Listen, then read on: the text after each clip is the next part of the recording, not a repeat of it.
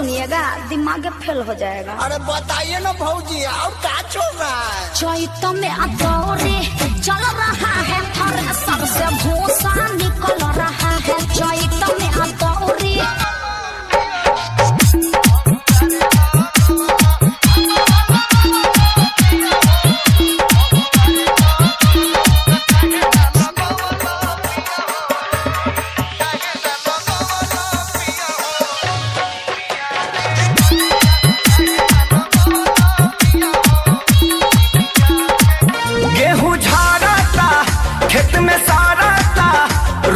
देखी देखी हमर होकर जा फटता भतारी साला सब दिन के गेहूं काटता भतारी साला सब दिन के ये तो रात भर मच मच किया